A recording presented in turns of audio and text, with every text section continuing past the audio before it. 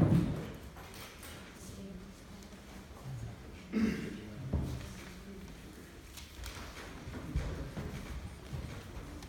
good morning. There's not much time left for the course because next Friday is vacation. Next Friday is the visit to Nokia. Right? So we have 2 Mondays. After 2 Mondays, it's the last week, the one before Christmas. And it will be a very nice Christmas gift not to have lectures. Right? So let's see if in 6 hours we can finish. I'll do my best to speed up a little bit and finish everything in 6 hours. Well, in 6 hours, in 8 hours. So, in order to speed up the things, my summary is going to be very quick this time. We are talking about queuing systems. Right? We have systems which can be associated to telecom equipment formed by a queue and a set of servers. In this system, we identify an offer traffic, a served traffic, a lost traffic, and overall the idea is that we're going to be able, by using queuing theory, which is the branch of math that studies these kind of systems, using queuing theory we can derive 4 formulas which are basic formulas used for dimensioning and analysis of telecom system. So the Erlang B, the Erlang C, this is also called the Erlang 1 or Erlang 2, Molina's formulas, and the exit. We're going to see today where these 4 formulas come from. How do we study this system? We study this system because we got familiar with what are called the birth-death processes.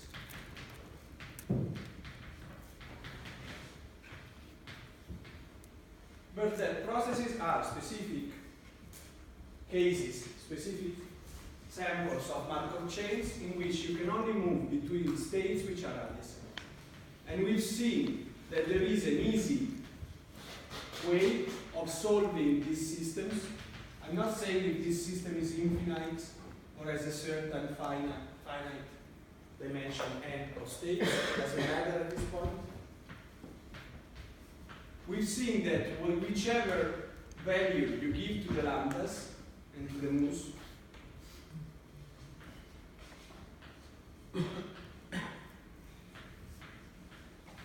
whichever values you give to the lambdas and to the mus, there is a very simple formula to calculate the Pn, the probability of being a state n, is this product of I from 0 to n minus 1 of lambda I, etc., etc. And then we've seen that since we have the solution of this system, we can easily make our analysis, which is basically the analysis of A0, AS, and AP. Through this birth-death process, we're going to develop the formulas, the statistical distribution, the statistical analysis of A offer, A served, A lost. And we started with the case of A offer.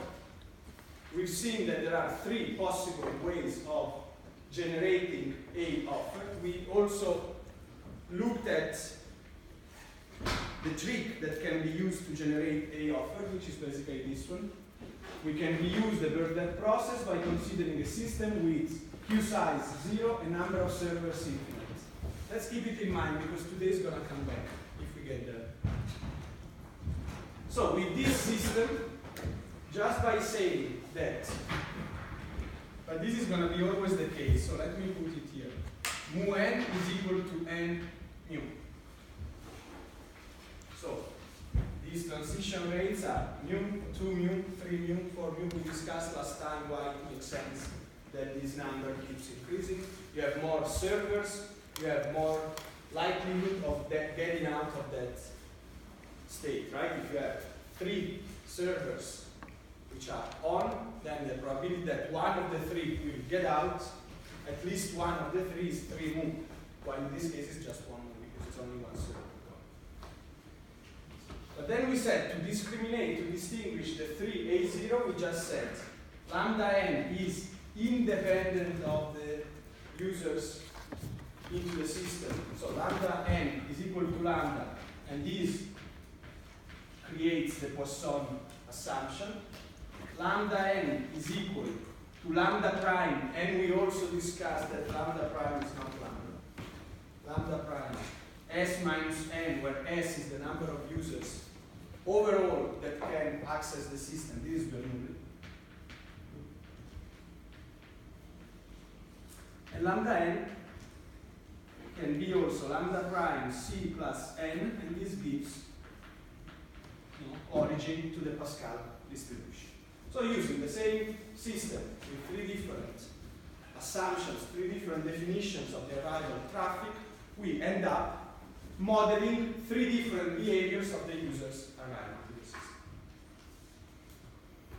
We also demonstrated through formulas what is the Pn of all these cases, and especially what is the variance to mean ratio, which we have understood is a very important parameter to understand how the traffic behaves. When VMR is equal to 1, you have like the Poisson behavior, so all the users are independent, you have a certain variance but is not that high.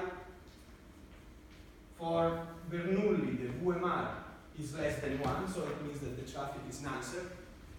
When you have too many users into the system, the traffic starts slowing down. When you have too few users, the traffic starts accelerating.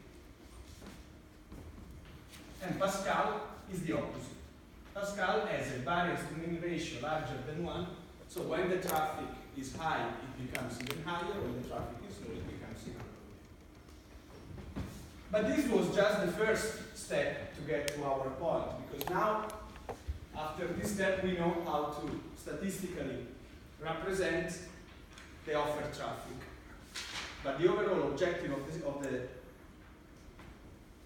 this part of the course is to understand how the served traffic and the lost traffic behaves. Okay?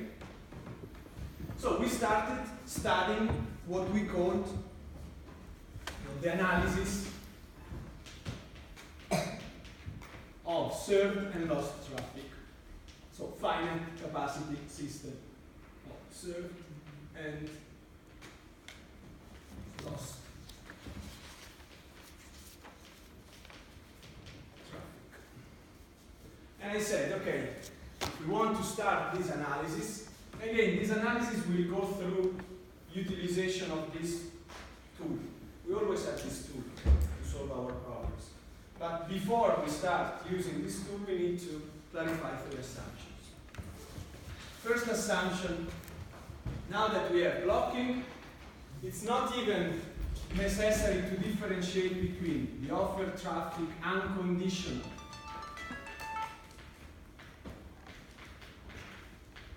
what we call unconditional load or unconditional offered traffic A lambda over mu against the conditional load or the condition.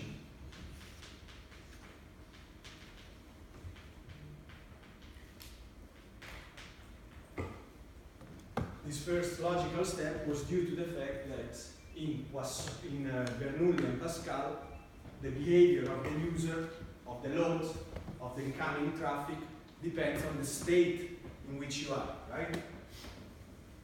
The lambdas are different according to the state in which you are. So you need to have a lambda prime that represents this dependence. Now we need to have a further offered load, which we call lambda cap over mu, which is the condition load in presence of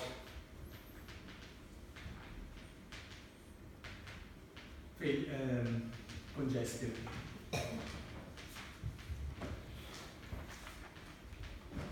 With the intent to offer a load such that you have blocking, your overall load is the same as the unconditional load. It's a mathematical trick to make the counts work. And overall, the point was alpha is equal to A divided 1 minus A, and alpha cap is equal to A divided 1 minus A divided 1 minus A multiplying 1 minus the blocking probability. And we've seen what is the equation that allows us to get this value and that allows us to get this value. Okay? So this was the first observation.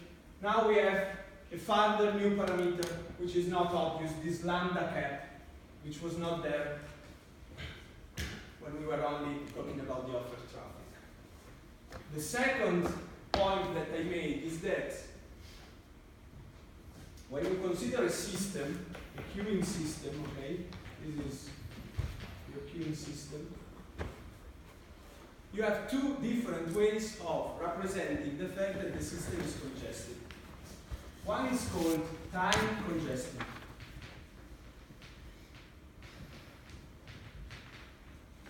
What does it mean, time congested? I usually call it SP. It's the probability that I'm in a congested state. Probability of being in a congested state. What does it mean? It's the percentage of time in which this system is completely full. Right? That's the probability of being congested.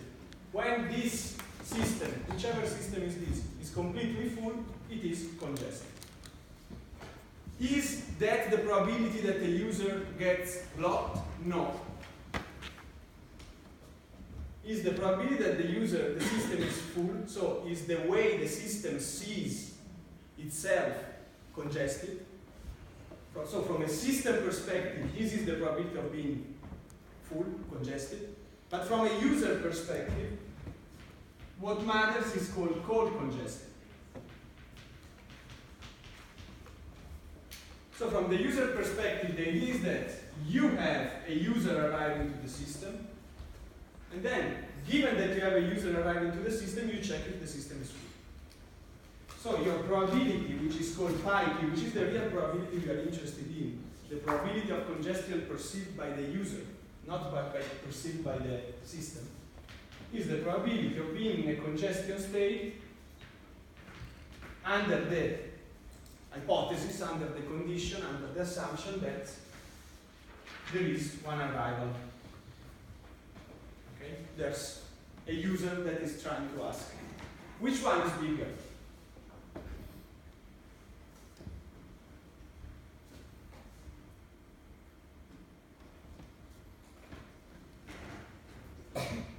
So the system is in a congestion state when it's full, no? When all the queue and all the servers are completely taken. And then what happens in the cold congestion, given that you're in that situation, given that you have an arrival, let's see if you're in that situation. Which one is higher? The first one. Right? It's much more likely that the system is full, but then I don't know if somebody's arriving or is not arriving. Then I know that for sure somebody's arriving, and then I check if the system is full. So again, if we only consider this situation, what happens? If we only consider the time congestion, we are considering a situation which is worse than the reality. And so, we spend more money. No? We overestimate the blocking probability. Overestimating the blocking probability means that we need to put more capacity to ensure a certain blocking probability. At the end, we spend more money. One of the reasons why this thing at the beginning looks a little weird, but then when we put this thing into the equation, I hope everything will become clearer. The reason why this thing is a little tricky is that if the traffic is Poisson, then pi p is equal to SP. As usual, Poisson simplifies things. Why? let's see mathematically. I think it's easier to see it mathematically than to see it through intuition. Okay.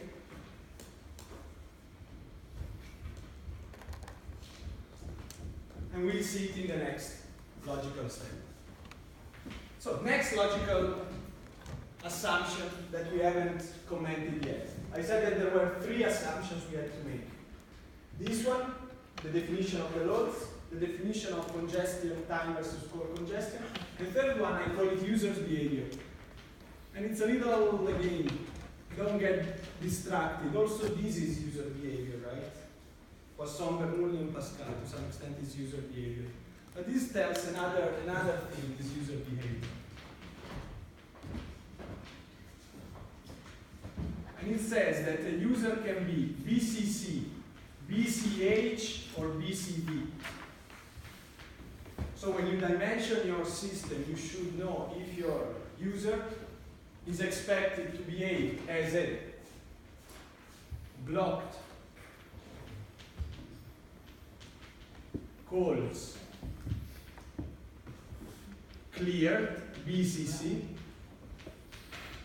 or blocked calls held, or blocked calls delayed. So what does it mean? You have a system, not necessarily a telecom system, a system. Your users can arrive to the system, blocked calls cleared. Arrive to the system. If the system is busy, they leave. Okay? They arrive to the system is busy, they leave. Example, you go to the stadium, there's a lot of people trying to make a call. You try to make a call, the phone tells you the system is busy, right? There is this sound that the system is busy. You say, okay, I'm calling my friend later. Blocked calls cleared. You don't stay there and wait if the signal changes, right? You just say, okay, I'm gonna call later. Blocked calls cleared is a system in which users arrive. If the system is busy, they leave. So what is the Markovian system associated to that? We already talked 1,000 times why the first 2 things are only MM. So MM, they're obvious. Then you have a certain system, certain number of servers, okay, whatever it is, M. And then in blocked calls clear. Blocked calls clear. What would you say is the dimension of the queue that represents, that models the behavior of a user that arrives and leaves immediately? What is the dimension of the queue you would associate to represent such a situation? You want to represent the fact that people arrive and don't wait. So what would be the queue size that you associated to that? 0, right? If you don't have a queue, then you arrive, the system is busy, you leave. So the M, 0, and then whatever we have here, infinite or S, we will see it later. System is the one that represents the users cleared, the users that when arrive, they leave. BCC. BCD is the exact opposite situation. Users arrive. If the system is busy, they stay there as long as they're going to get a service. I did it this week a few times.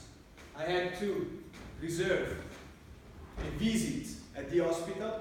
I was calling, and then the system was telling me, all the servers are busy. If you don't want to lose your spot in the queue, your position in the queue, you have to wait here. So what do? You wait. Right? You put your phone on speakers, and then you start working and you wait for them to give you service, right? So, blocked calls delayed means that the users arrive and wait forever, as long as sooner or later they're going to get the service. So, how would you describe this system? It's an M, and then the queue size would be infinite, right?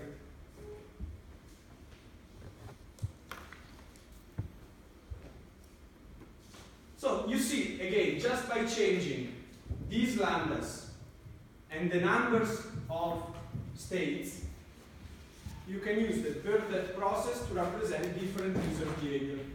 And so, also, you will be able to derive different formulas associated to different users' behavior, different characteristics of the system. Blocked calls held is a very strange behavior of the user. In blocked calls held, the assumption is that you arrive to the system, well, the user arrives to the system, and then the user has a certain forecasted duration. No? The user knows that he wants to stay in the system 5 minutes. Okay, so it arrives to the system, and he knows that its duration is going to be 5 minutes. If it gets the service immediately, it will stay 5 minutes.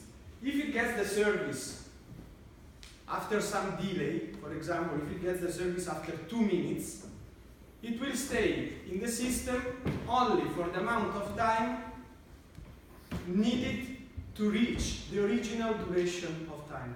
So if you want him to stay 5 minutes, he arrives, he waits for 2 minutes, then it's gonna stay for 3 minutes, not for 5 minutes, right? I have to do something which is 5 minutes long. I arrive to the system, he's busy, I wait for 2 minutes, and then when it's my turn, anyway I said, no, I'm gonna stay here 5 minutes. So it's gonna stay only 3 additional minutes, not the original intended 5 minutes, which would have led to 7 minutes of error, right? The 2 minutes of waiting plus the 5 minutes. Is this a reasonable user behavior? I don't think so. I mean, you can make intuition saying I only have 5 minutes to do something, and then I arrive to the bakery and there are 3 people in front of me and I'm in a hurry, I just take bread and pizza and I forget about sweets and something like that. You can make some examples, but it's really not a reasonable situation. The reasons why people use this assumption is the mathematical reason. How would you define this system? I'll give you some seconds to think about it. So this is a system in which whatever is the situation, you always stay what you were assumed to stay. So the fact that you stay what you were assumed to stay virtually, the fact that you stay the amount of time that you would have stayed anyway, virtually means that is as if there is a server for you. A virtual server, it's not a real server, a virtual server that serves you for those 5 minutes. And then you leave. Do you see the intuition? Anyway, you stay as long as you would have stayed if there was a server for you. Right? Because anyway, you stay what you were intended to stay. So basically, in blocked calls held, the system is an M infinite system. Is M infinite, but M servers are real. The others are fictitious.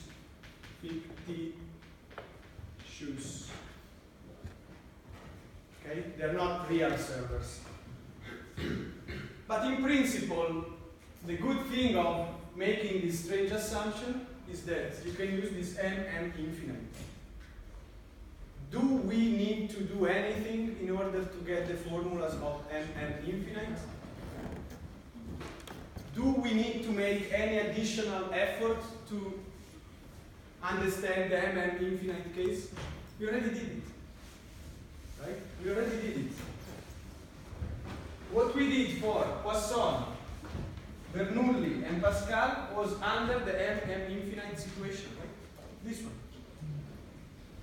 M infinite, there are infinite servers. So why engineers, for a certain amount of time, have used this assumption? Because you don't need to make complicated analysis. The analysis that we've done so far is already good enough. Right? You have the distribution of Poisson, Bernoulli, and Pascal that tells you how many users you have into the system, and then you make your calculations. We're going to see, is the Molina formula. It's not used anymore because theory has advanced. But the principle was this one. Let's make a strange assumption on the behavior of the user, which is strange, but it's not that absurd anyway. And then we're going to reuse the formulas that we've seen so far. We're going to make our calculations of the blocking probability, we're going to see it later, based on formulas that we already have, without any additional effort. Questions?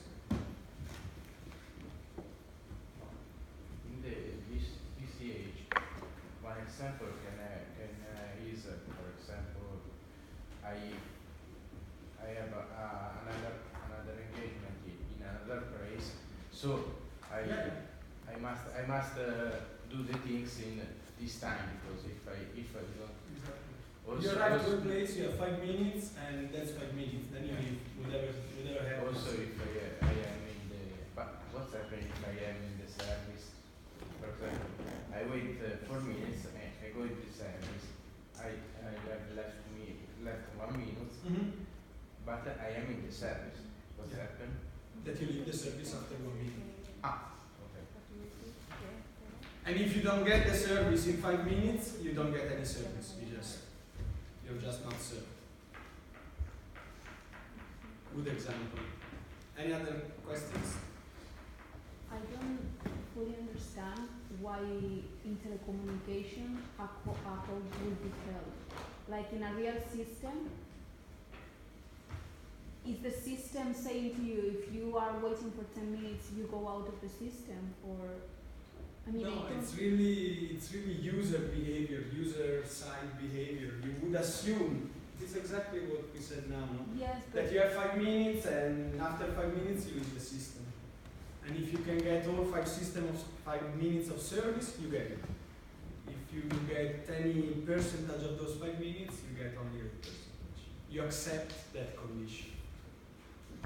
but that is on the user, not on the network. In fact, this is user's behavior, right? Yeah. The user can be willing to wait forever, BCD, not willing to wait at all, or willing to stay in the system for a certain amount of time, which is predefined, and then leave, independently of how you get the service. But again, it's forcing an assumption with the intent of using formulas at the end of the day. Don't try to look too much a realistic. I mean, also BCD is not realistic, right? User will not wait an infinite amount of time.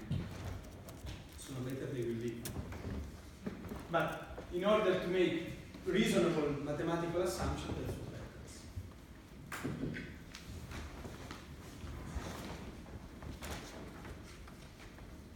So there's a relation between the time congestion and the call congestion that we've seen before,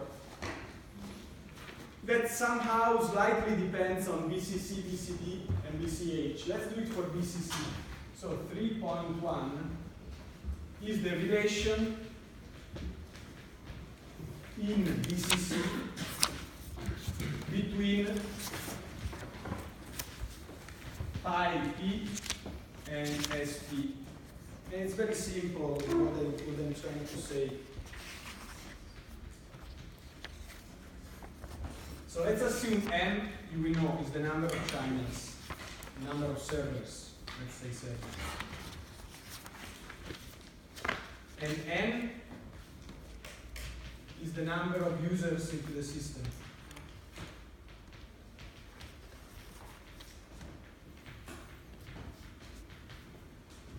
Then the probability, the time congestion, the probability that the system is full, SP, probability that the system is full, is the probability, let's say if somebody can abstract, if M is the number of servers, M is the number of servers, and N is the number of users into the system, when the system is full,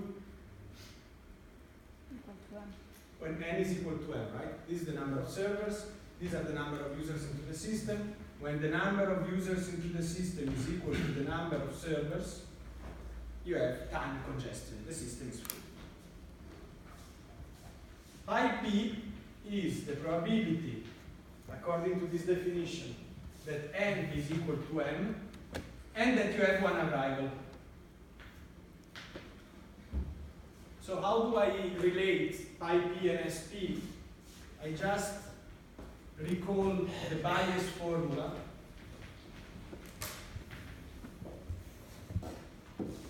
that you've seen for sure. It's a very famous statistical formula, which says the probability of A given B is equal to the probability of B given A multiplied by the probability of A divided by the probability of B.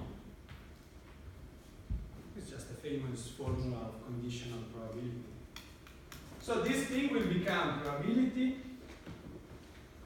of having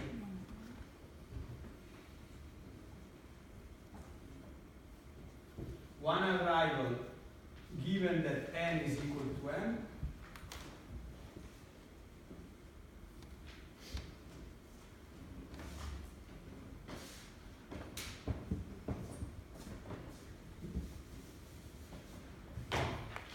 probability of having one arrival given that n is equal to m,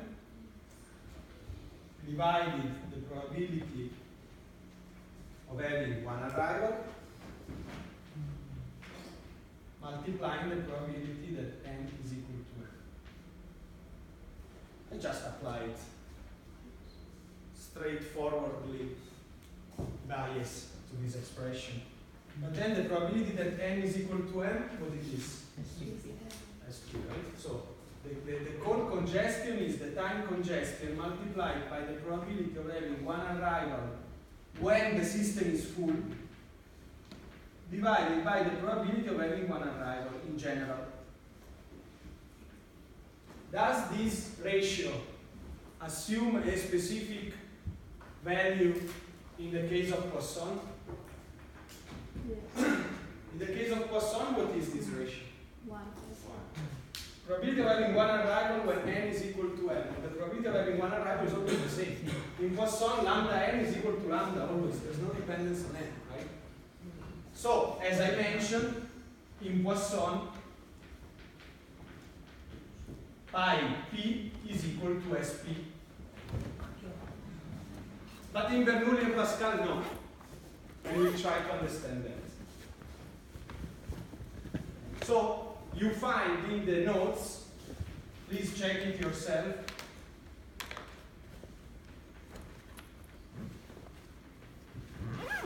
Check notes for pi t versus st and pi r versus sr, which are the metrics for BCH and BCD. So I did this proof for BCC. There's a proof which is exactly the same, so that's why I'm not repeating it. Also for BCH and BCD. The pi t is the BCH, and the pi r is the BCD. So the only thing that I want to notice here is that pi p, let me do it here, NB, we discussed what NB means last time. Pi p, pi t, pi r, BCC, BCH, BCD, which are the probability that we want to calculate, the probability that the user doesn't get the service somehow. They mean three very different things. In BCC, the probability of not getting the service means that you arrive, you find the system busy, and you leave. This is called rejection probability or blocking probability. You arrive, the system is busy, you leave. What's the probability that you arrive, the system is busy, and you leave? In BCD is the probability that you arrive, you leave. No, there's no such thing as leaving. So it's the probability that you arrive and you will wait something, which can be big or small, but that you wait something. So this is, again, what is called the loss system. We already discussed this, and this is a weighting system. So this is the loss probability or blocking probability. And this is the weighting probability.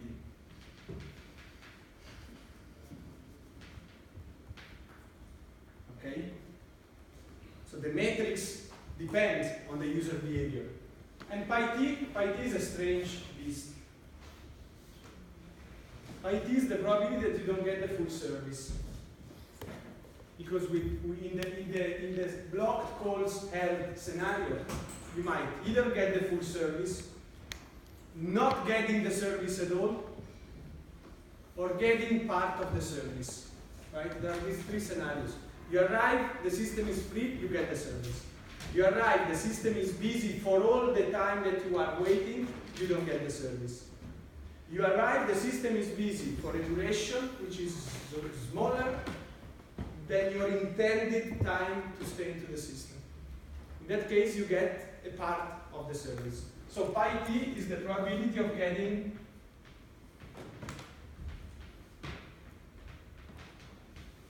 probability of not getting full service. Which means either 0, you don't get anything, or you get a percentage of the services you were intended to get. Right? So we will see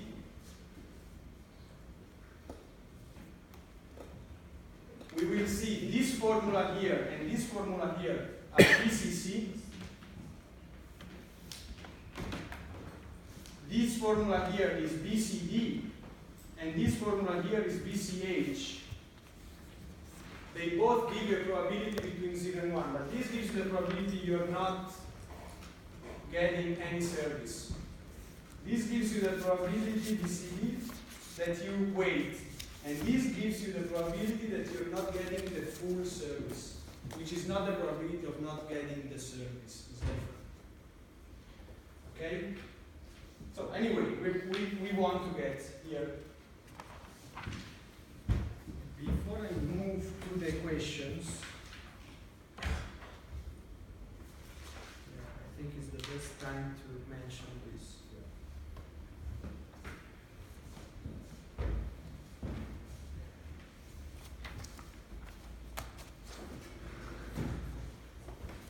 We've seen that there are 3 offered traffics and 3 users' behavior. So in principle, there are 9 situations.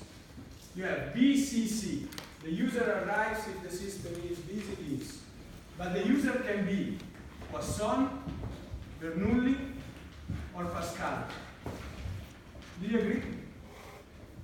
The inter-arrival rates can be Poisson, Bernoulli, or Pascal, independent, decreasing, or increasing with the number of users. And then the user once arrives, according to the distribution that we've seen, if the system is busy, just leaves. Or BCD, the user arrives, the system is busy, the user waits. But the user can arrive again, according to Poisson, Bernoulli, or Pascal distribution. Or BCH, the user arrives and it has this strange behavior of staying in the system only for a predefined amount of time. But the user can arrive as Poisson, Bernoulli, or Pascal. Do you see, right, the difference between user behavior here and inter-arrival pattern here? So in principle, we should do all the 9 cases. And not many years ago, that's what was happening. Lot of equations, lot of derivations. What we do is BCC with Poisson arrivals, because this is the Erlang one. And we do the whole thing. Then we do BCC Bernoulli, easier, not the whole derivation. 30% of the derivation. And this is the Engset. We don't do this, BCC Pascal, because after I explain you Erlang 1 and Engset, I'll show you that Actually, you don't need it. There's a way to reconduct Pascal to Poisson with some tricks. So this would be, if you want to take a note that will make sense when you study your notes again, this will be the Wilkinson method. The Wilkinson method allows you to avoid this case and use the formulas of Poisson. And then BCH with Poisson is Molina. But this is easy. This I don't need to make much calculation because this is the MM infinite. And the MM infinite, we already did it. So it's a very simple formula. No derivations. And then there's the BCD Poisson, which is the Erlang 2, which also somehow we already did it because we will see is the MMM infinite, which is the simplest case. Okay? So out of these 9 cases, we will identify 4 results. Questions? 4 results which are important, right? Because they tell us what is the blocking probability when user behave Poisson-Bernoulli with BCC, Poisson with BCH, Poisson with BCC. Questions? So let's start with the first case, BCC Poisson. BCC, the user arrives and leaves if the system is busy, and the user arrives in a form which is independent of the number of users into the system. This was an M, we already said, M, 0, infinite system, where lambda n is equal to lambda and mu n is equal to n mu. 0, 1, 2. I'm writing the birth-death process. What's the maximum state here? What does a state represent in the birth-death process here? The users into the system. So 0, 1 user into the system, into the server, 2 users into the system, into the servers. How many states I have in this case? Infinite. For sure I can arrive to n, right? Because n is the number of servers. Can I go beyond m? When we did m infinite, we were going beyond m, right? But does make any sense to go beyond m now? No, it doesn't make any sense. And the reason is that the reason it doesn't make sense is that after n, since the queue is 0, you don't have any more states, right? You don't have any more users into the system. These states represent the presence of user into the system. If the queue is 0, after n, you don't have any more states. Questions? Is it clear? So when the capacity of the system is, now we are no more in this case where you have infinite servers. Now we are in the real case, in which you have m servers, finite, and this thing is 0 because it's BCC. BCC means that this thing is 0. So this system has only m states, no more infinite states. Questions? Is it clear? Well, it's m states and not infinite. And then,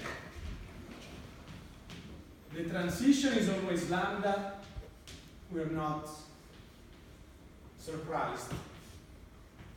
And the transition related to the service is this mu 3 mu 2. The probability of being state n is always the same probability of the birth-death process. I'm not, also in this case, repeating again, is the probability I0 is the product n minus 1 of lambda I mu I plus 1 P0. This is the formula of the birth-death process always. So let's substitute, as we already did 2 times for Bernoulli and for Poisson in the m infinite case. Let's do the same thing, but in the m 0 infinite case. So What is lambda? Lambda multiplied n times is lambda to the n. Mu multiplied n times is mu to the n, but then you have this element, right? This n mu. So this is lambda mu. Am I saying anything complex? No. We already see it exactly the same for Poisson. Right? It was exactly the same thing. P0. The thing that changes now is the calculation of P0, because P0 in Poisson was on an infinite sum. Now is on a sum of n. So P0 plus the sum I from 0 no, to 1 to, you see, to m of PIs, where PIs are a to the n, a to the I, divided by I factorial P0.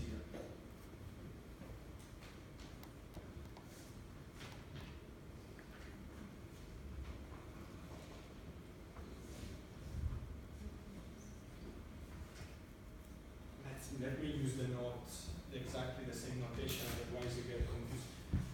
In this system we say the offer traffic is A is equal to lambda to mu over mu, so here I use A0. So I use the same notation that you find in the notes. Okay, so P0 that multiplies 1 plus the sum I 1 to n A0 I divided I factorial is equal to 1. You agree? The sum of all the p's is equal to 1. Right? P0 plus all the other p's is equal to 1. The sum of all the probabilities is equal to 1. It's always the same. To calculate P0, we always use this additional equation, not that the sum of the probabilities is equal to 1. Can I remove this 1? Yes. Because I just put 0 here, and that's fine. Okay, for I equal to 0, this expression is 1. So I can take this expression. So it comes out that P0 is equal to the sum I0 to m, not to infinite, to m, of A0I divided I factorial.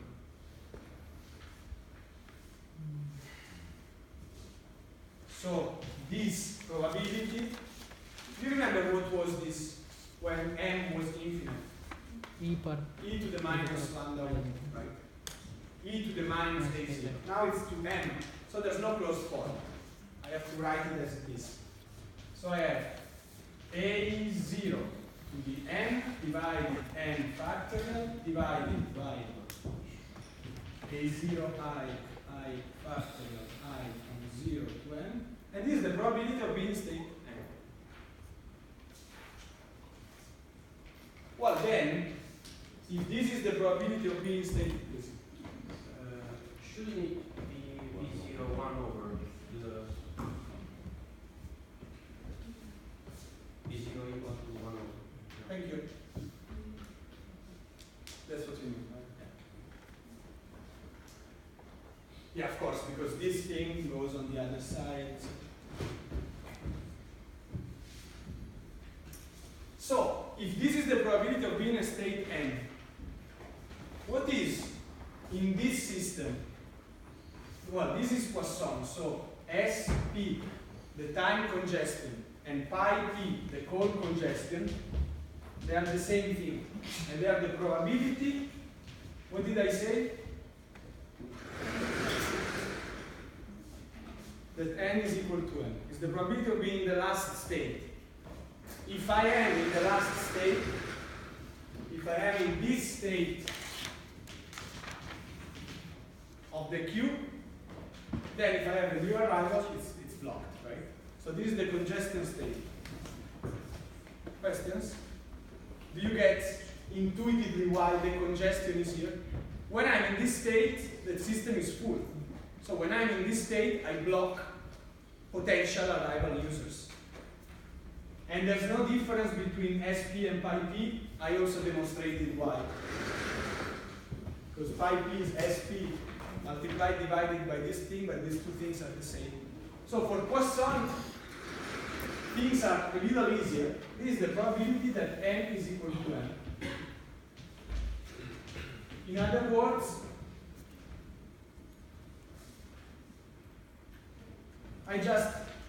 what should I do? So this is the probability of being in state m, which means a0 to the n instead of n. a0 to the m divided by n factorial divided by the sum I from 0 to m, a0 to the I divided by n. No, divided by I. So this equation is one of the fundamental equations of telecommunication. This is the Erlang 1, also said Erlang B formula. It's usually written as big E, big E, Erlang 1, and A0, because the two parameters are the number of servers and the normalized offer load. Normalized offer load with respect to the capacity of the server. How much traffic I give to the system compared to the capacity of the server. Okay? If I give to a system where the server is 10 megabit per second, I give 4 megabit per second, this thing is 0.4. If I give 25 megabit per second to a system that is 10 megabit per second, this thing is 2.5. Okay? This is the normalized load with respect to the capacity of one server. For the telephone system, it's easy. For the telephone system, it's one call, one server. But for data traffic, you have to divide by the capacity of one server. If your server is 100 megabit per second, you have to normalize with respect to that. Anyway, why is this equation so important? So let's see how it looks, this equation.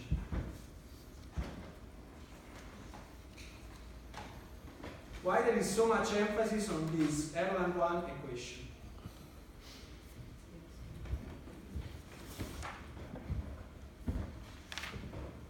Here I plot,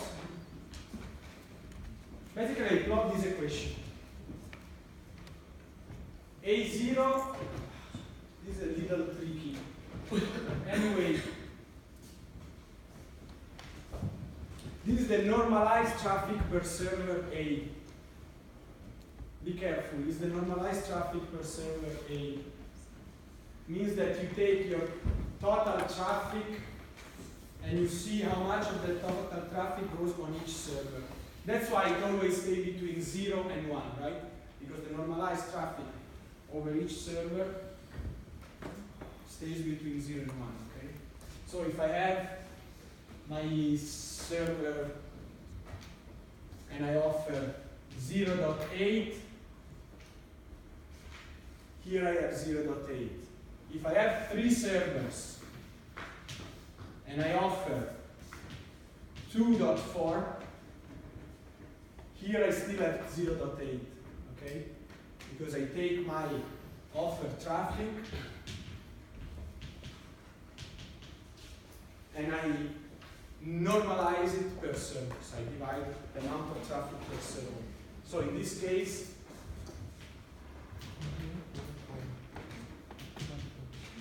it's not completely true. So that's not right. I'm not going to write this. In this case, the curves are plotted with this assumption here. Okay, that on the x-axis I have the traffic per server, not the overall traffic. Which makes sense. Why it makes sense? Because then I plot the blocking probability, so I plot this equation, for different values of, you see, infinite, forget about a moment. You don't have to look at the blue lines for now, okay? Forget about the blue lines. Only the red lines. And then you see there is a line with 1, line with 2, 5, and 10. Those are the servers. Those are the servers. So what is this graph trying to say? Let's fix one service, offer traffic per server dot 0.6. Let's make the calculation before we move on. The calculation, it's very easy. So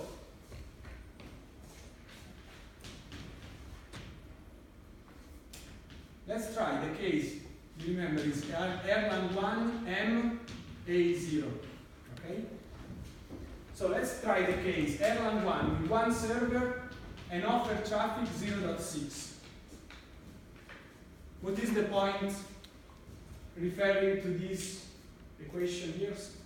Here is going to be 0.6 and this point here. What is this? This 10 to the minus 1, 0.1, 0.2, 0.1, 0.2, 0.3, a little bit more than 0.3. Okay? Is it true? Let's substitute the numbers.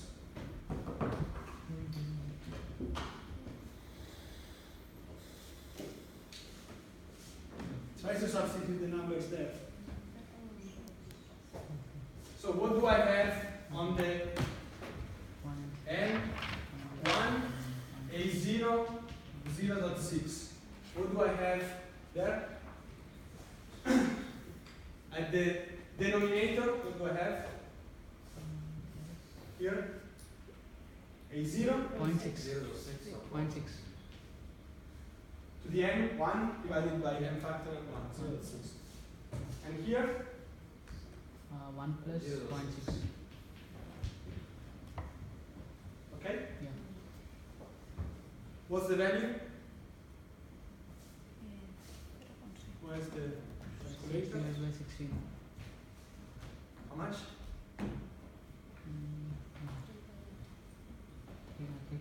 3.58.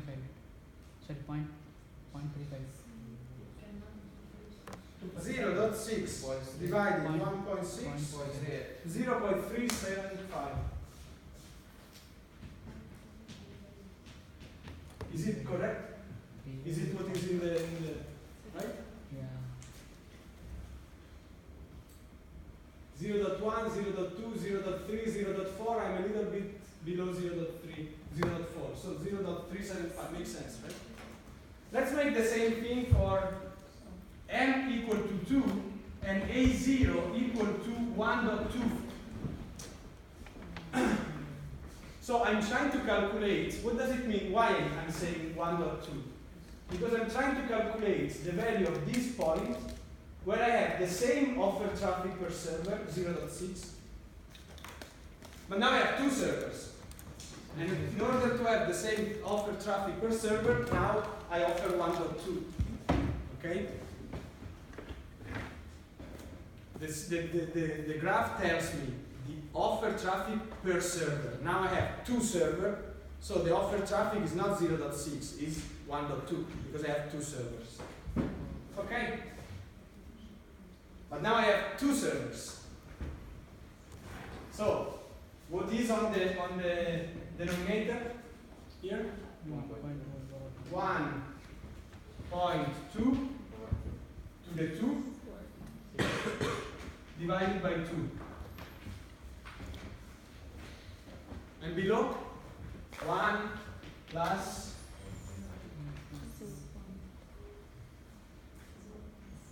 for making a mistake myself, 1.2 plus, well, what is 1.2 squared divided by 2? This is about 0.72. And this is 0.72. If I make the calculation, let's speed up a little bit, I think it's about 0.25. Correct me if I'm wrong.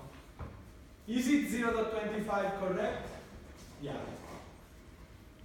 This is 0.1, 0.2, this is 0.3, this point here, this intersection, this is in the middle between 0.2 and 0.25. Okay, we are very good. We can put numbers into formulas. But what's the interesting message here? Let's forget about the numbers into the formulas. I'm put the numbers into the formula because what is complicated is not to put numbers into the formula. What is complicated is to verify that A0 increases, right? Obviously, the offer traffic per server stays constant over one line like this. But when I jump from one red line to another red line, the offer traffic increases. Otherwise, it's not fair the comparison, right? I want to compare 0.6 when I have 1.2 when I have 2 servers. In 5, what would be the offer traffic? If I have offer traffic 0.6 over 1 server, I have 1.2 over 2 servers. And over 5 servers, 60% of 5, 3. And over 10 servers, I will have an offer traffic equal to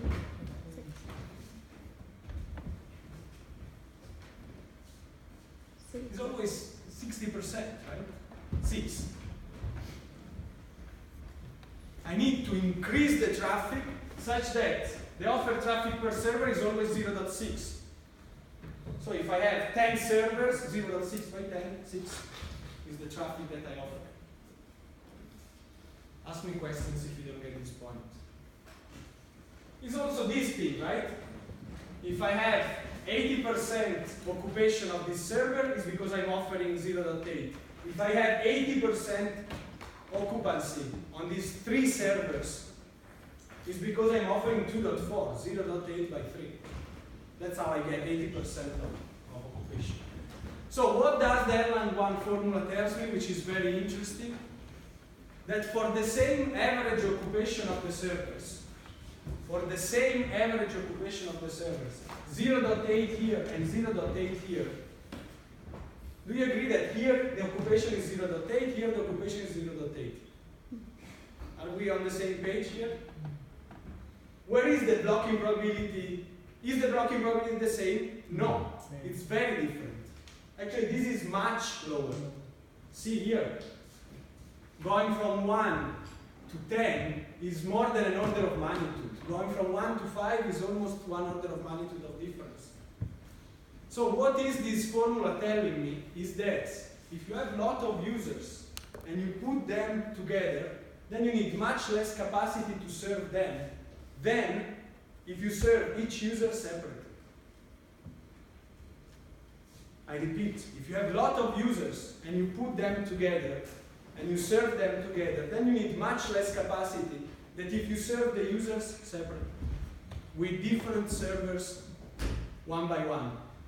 Does this make sense? Of course it makes sense. Imagine you are at the airport and you have 3 check-in employees and you do this.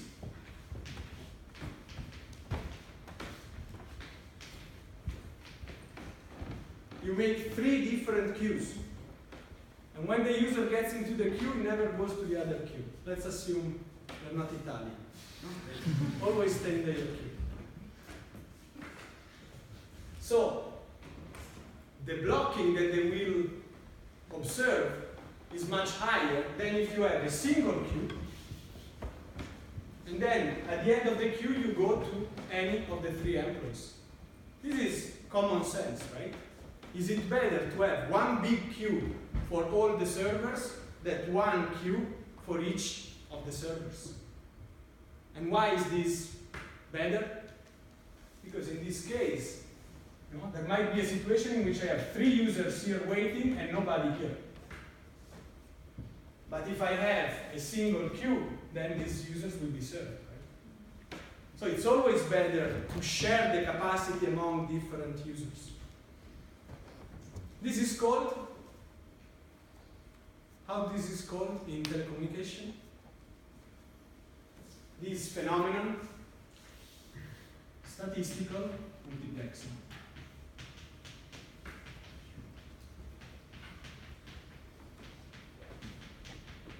When you talk with practitioners, when you talk with operators on the field, they say a lot. We did that because of statistical multiplexing. What it means, imagine you have a city with different buildings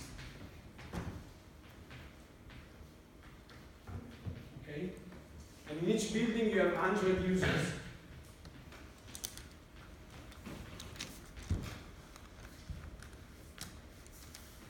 And the lines of these 100 users are collected in the basement, right? So here you have a certain, and then here you have the central office, which is where the capacity gets collected by a user, by an operator. So they're gonna have some lines here which are dimensioned such that the blocking probability for 100 users is a certain value. But when they got here, and here maybe they have 10 times more capacity, 10 times more users. So here they are collecting 1,000 users, not 100 users. Then the capacity that they need here is way less than the capacity sum of these 10 lines. Do you get the point? When the users get aggregated, then you go down over those red lines. You start getting down. And so the capacity that you need, the blocking probability goes down, which means the capacity that you need to guarantee that blocking probability goes down.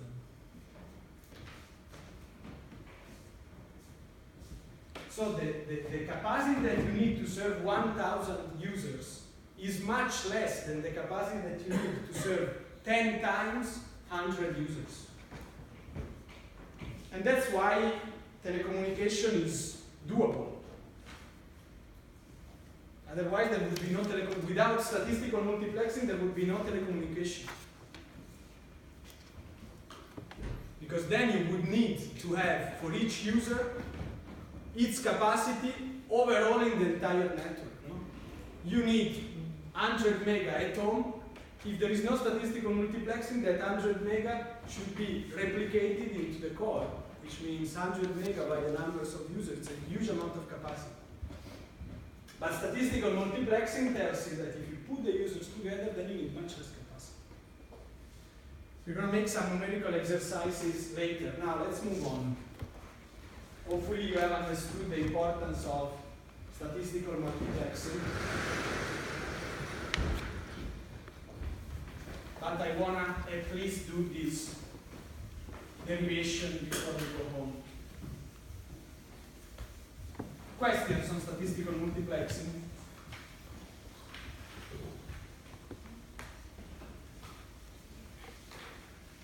Think about it. This is really not about my course.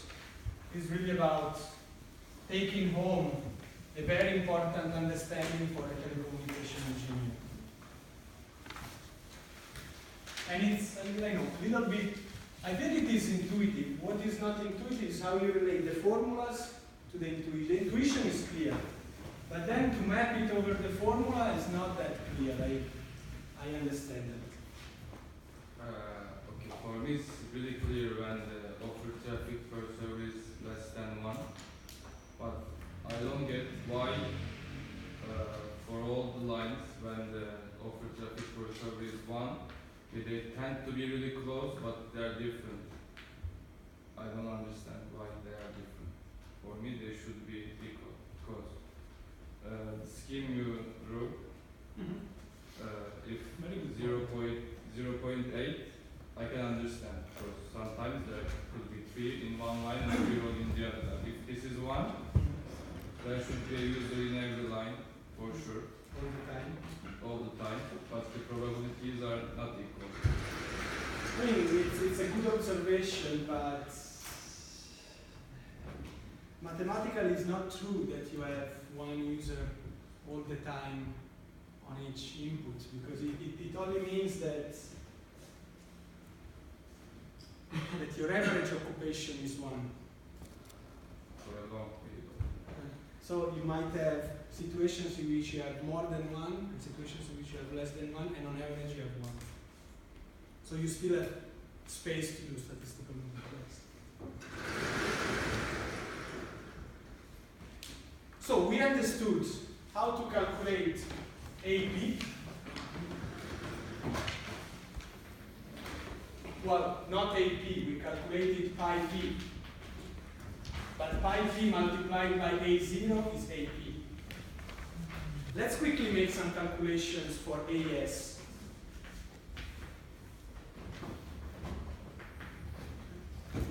gonna go kind of fast.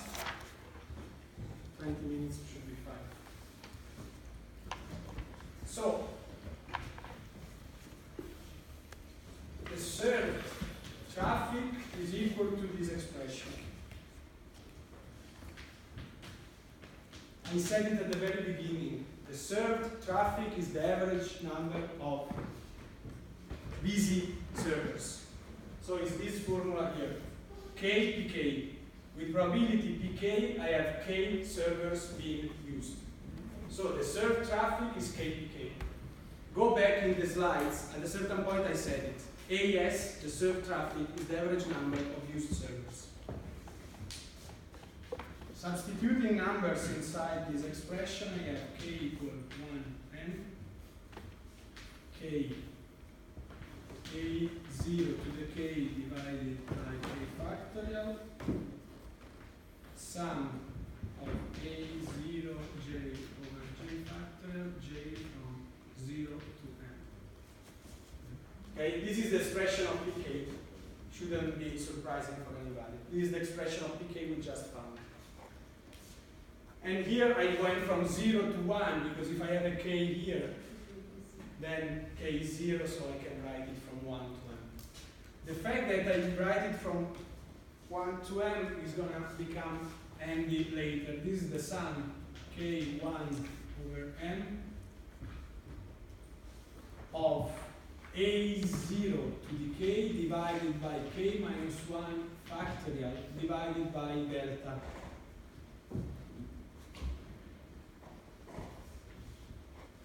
Delta for me is this thing. Otherwise I have to repeat it every time, it's a mess. It's always, it's the denominator of the LMD. Okay? What is the difference from this expression to The previous one? I was getting there, I still haven't commented. So I basically divide k and k, so I just get k minus 1 factor. This allows me to remove the k from here, right? This k and this k, so I have k minus 1 factor.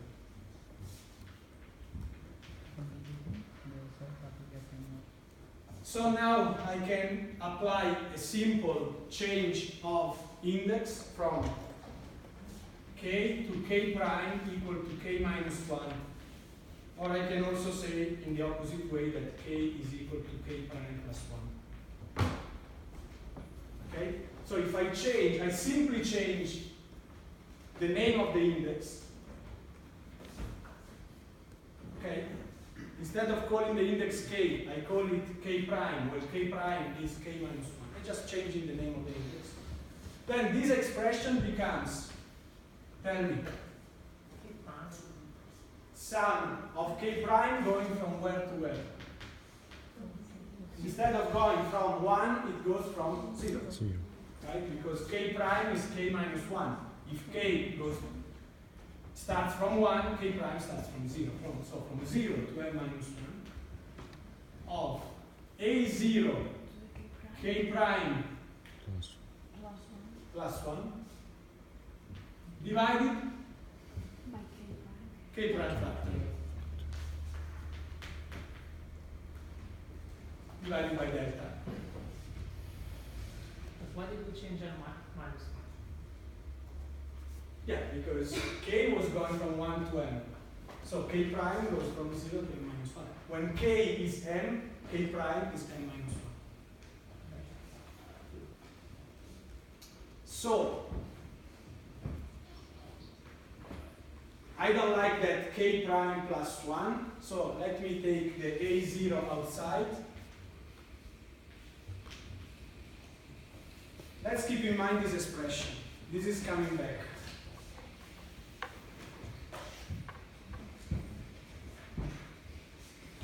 Let's keep in mind this expression.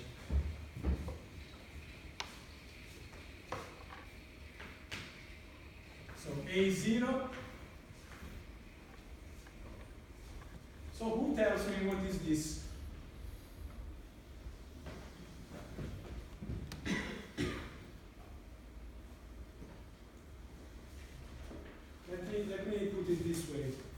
k prime from 0 to n minus 1. If here I would have added 0 to n, what was this expression? And the same. If instead of saying 0 to n minus 1, I would have said 0 to n, what would be this expression or this expression? 1. Delta. 1. Very good. 1.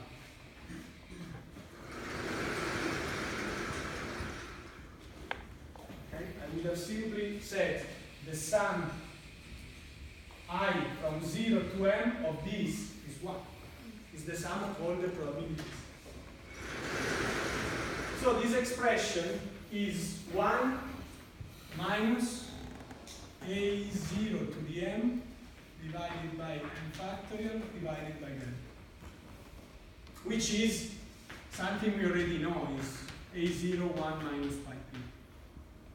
I'm doing all this derivation not really to get to this expression, because we already knew this expression. No? The served traffic is the offered traffic 1 minus the lost traffic, no? 1 minus the blocking probability.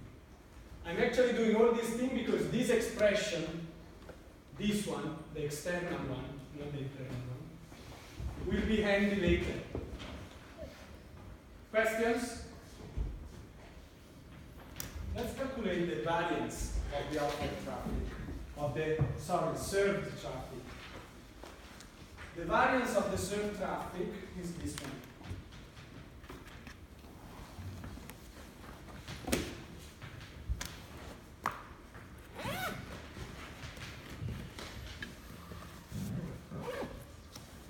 Is everybody okay with this expression?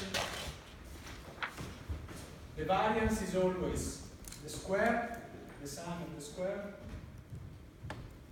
of the difference with respect to the mean.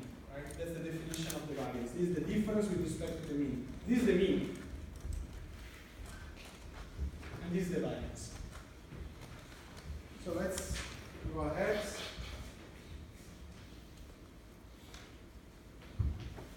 Zero to n of k squared pk plus as squared sum.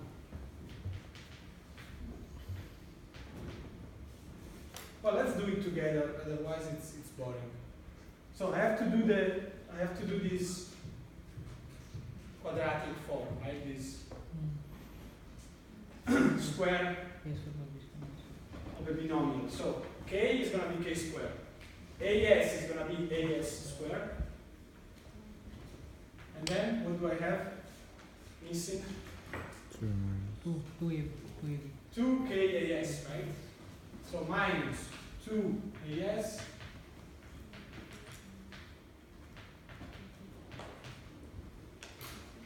so the only algebraic step that I skipped is that the as, since it's not depending on k, has been always taken out from the sum. Okay? So in this case, the as was inside, I just put it outside. In this case, the as was inside, I just put it outside. So what is this?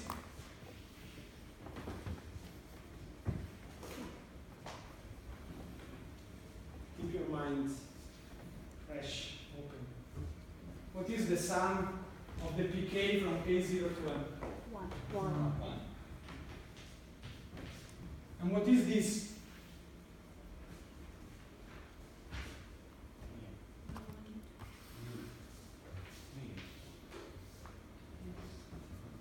As.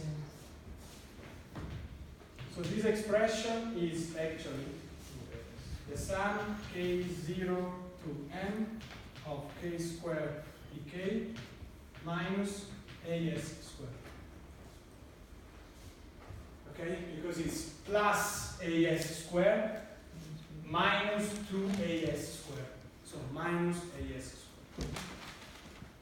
Okay. Plus, minus, minus.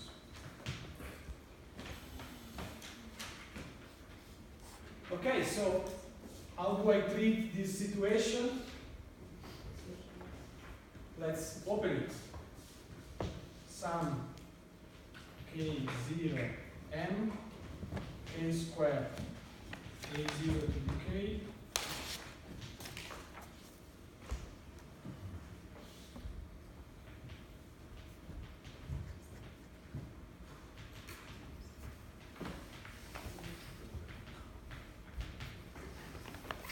So did I do anything fancy here? No.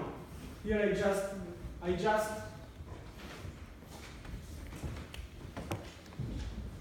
exploded the term pk, right? pk is equal to a0k, k factorial divided by this thing.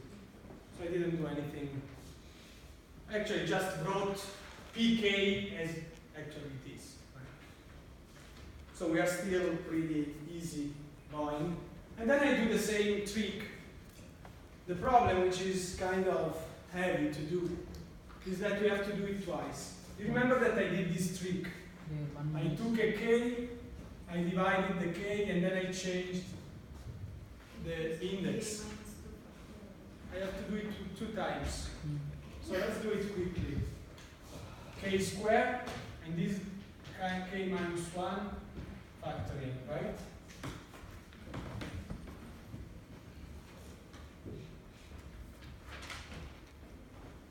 Do you agree on this passage here? Instead of k squared, I remove the square, and here instead of k is k minus 1 factor. So the next passage would be, as I did before, k prime is equal to k minus 1, or in other words, k is equal to k prime plus 1 is the same thing.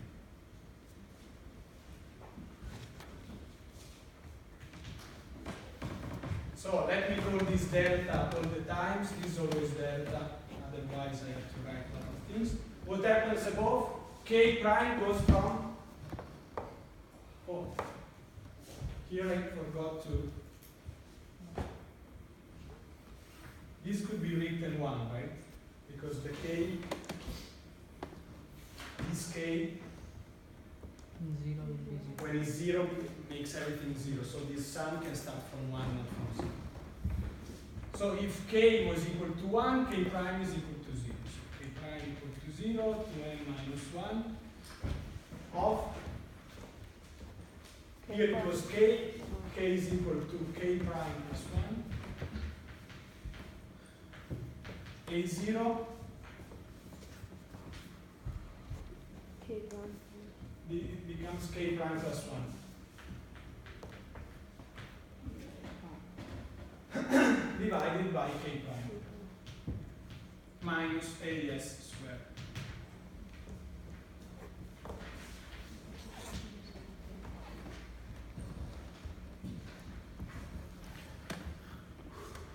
Okay, I didn't do again anything fancy. That's one fancy passage I want to get to. This one is just taking this expression on k and write the expression on k after the substitution of, instead of calling it k, I call it k prime plus 1. So if I do this substitution, this expression becomes this expression. So let me do this multiplication. There's a multiplication there. It becomes sum k prime from 0 to n minus 1, k prime that multiplies this thing.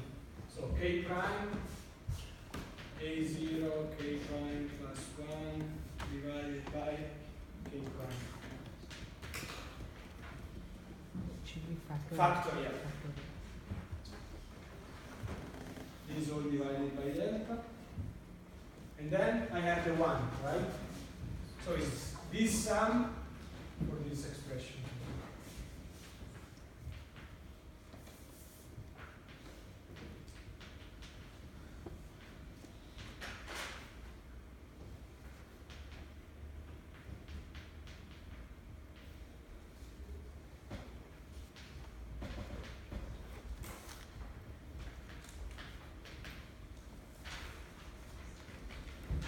I'm going slow to some extent because what I did here is really just doing this multiplication, right? Instead of writing the sum of this thing together, I just say sum of k multiplied by this, sum of these multiplied by this.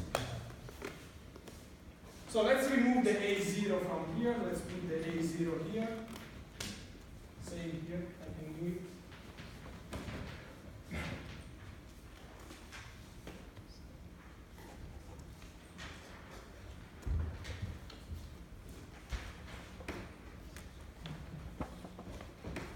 So let me write it in a more comprehensible form again. A0 sum k prime 0 n minus 1 k prime A0 k prime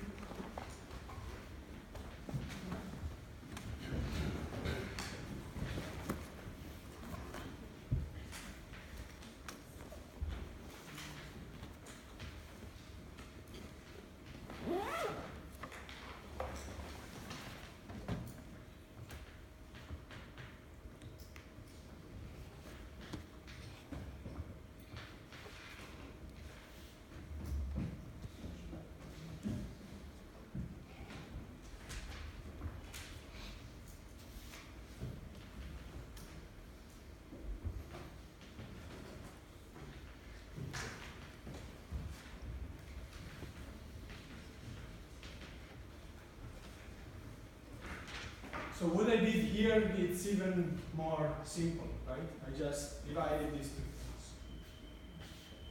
Okay, I wrote this divided by delta and this divided by delta. That's done it again. So the last two passages have been more complicated for me than for you. They were complicated for me to be written on the board, but indeed I didn't do anything fancy, right? I first divided this thing, and then I divided this thing. I could have done it in a single passage, but I didn't want to make confusion.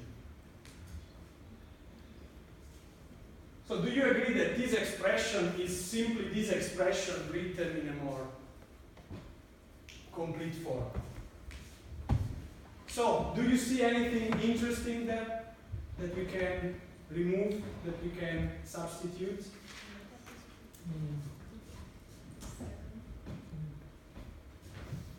What is this? Very, very good. This is AS. So basically, this can be called AS. You agree?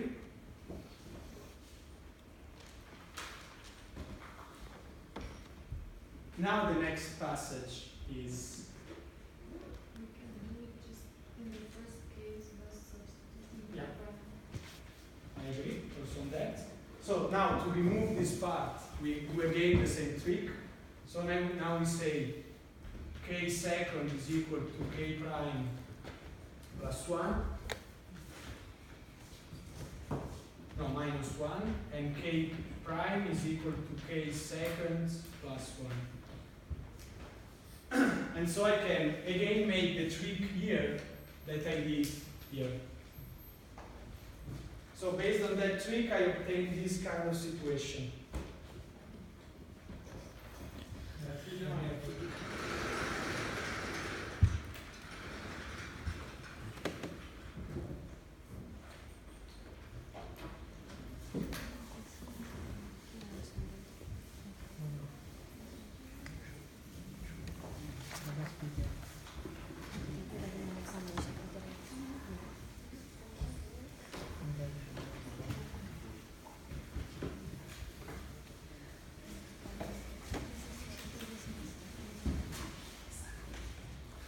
Be patient, we're almost there. We're very close.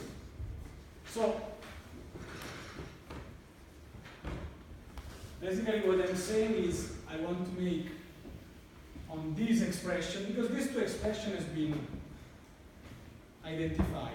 This is AS, this is minus AS squared. Still I don't know what is this thing. But then I make this change and I get, after that substitution of indexes, I get A0 squared sum from 0 to n minus 2, you know, a0 to the k second divided by k second factorial divided by the sum j 0 to n a0 to the j divided by j.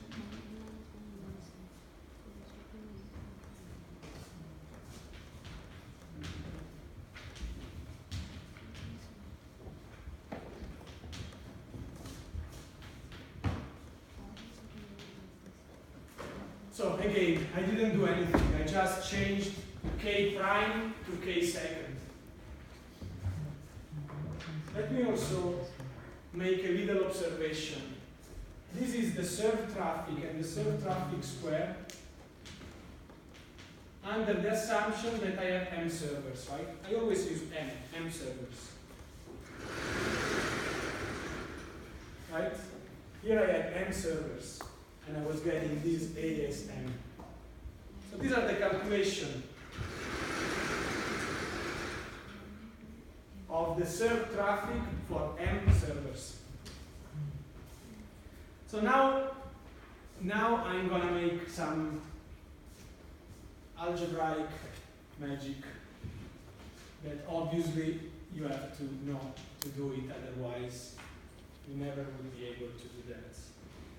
So let's see this. Sum j0 to m of a0j divided by j factorial. What is this? What is this expression? Delta.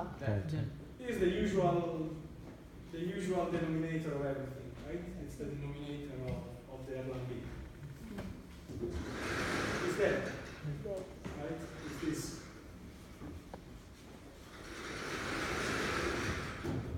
And here I place a0 sum k from 0 to m minus 1 of a0k divided by k factorial. So what is this? This is difficult to remember. Is this? Okay? Is the upper part of the definition of AS. So if the lower part is delta, actually the upper part is delta and the lower part is this one, what is this? What is this? Inverse.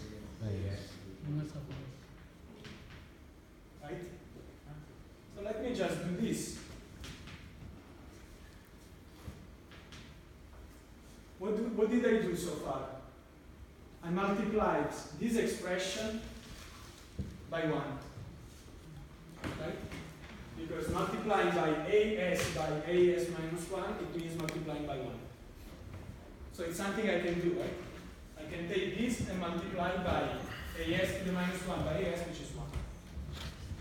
But doing this allows me to obviously simplify things a lot. Why? Can I remove this? Yeah. Right? They were the same thing. Can I remove this? Yeah. And what do I have left? What is this? Sorry. This divided by this.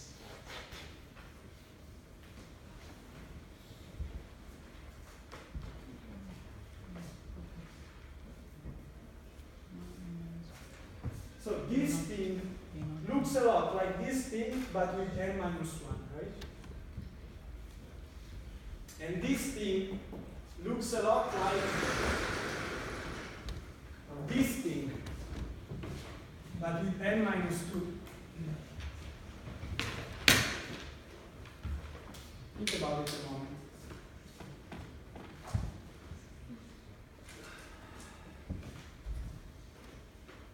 So this expression here is the served traffic. with m servers. How would you write the expression of served traffic with m minus 1 servers? You would have m minus 1 here. So this is this, right? M minus 1 here. And you would have m minus 2 here. And that would be the served traffic in a system with m minus 1 servers.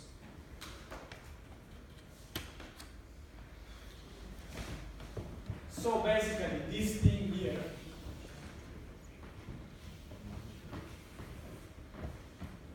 is the served traffic when you have n minus 1 servers.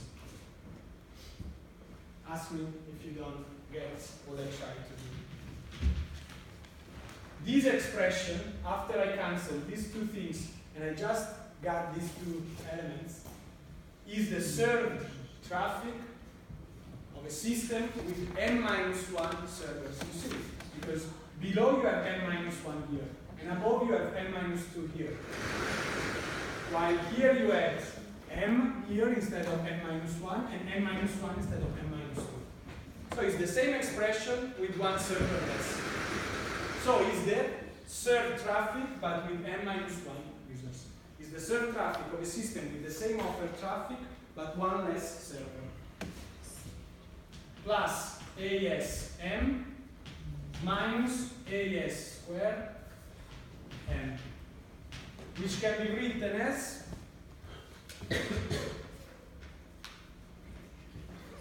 so is this expression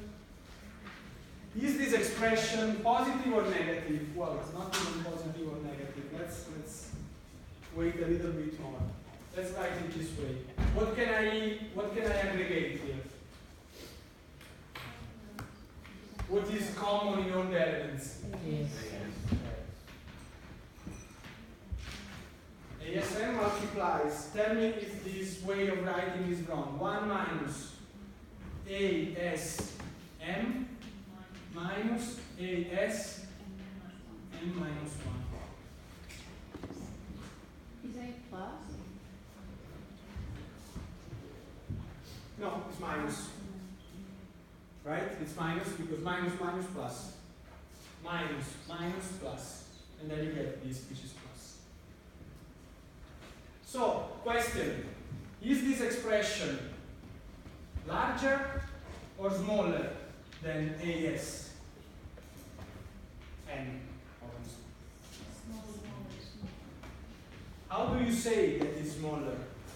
Because you multiply ASM by 1 minus something,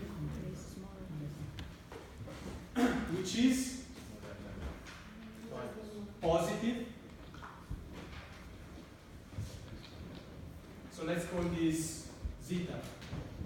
Zeta is positive and is less than 1. Why it is positive?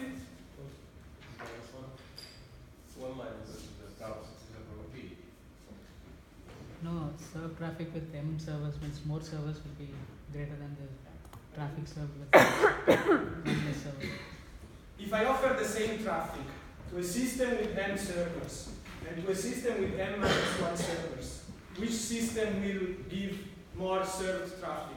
The system with m servers. No? If I offer the same AO to a system with m servers and to a system with m minus 1 servers, which of these two systems serves more traffic? I have 5 servers instead of 4, so I serve more traffic. So ASM is for sure larger than ASM minus 1. So zeta is larger than 0. And why is less than 1?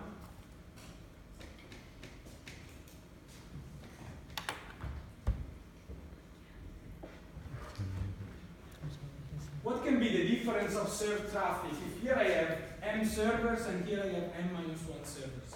Cannot be larger than 1. Right? Because I go from 4 servers to 5 servers.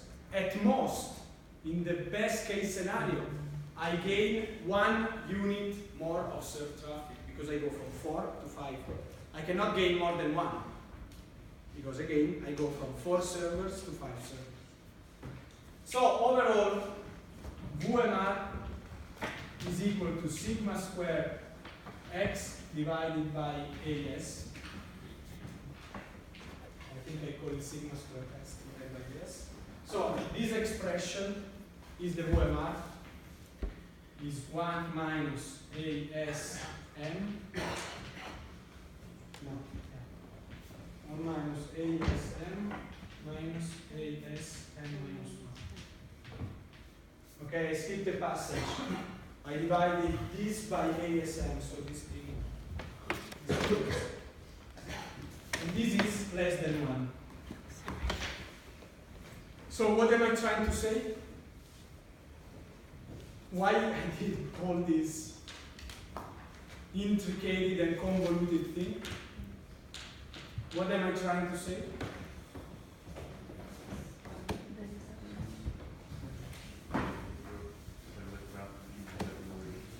This is another big result. I enter the system, well, there's no Q actually. So I enter the system with Poisson. This is my served traffic and this is my lost traffic. I calculated the lost traffic. How? LME. I calculated the served traffic. 1 minus A0, 1 minus LME.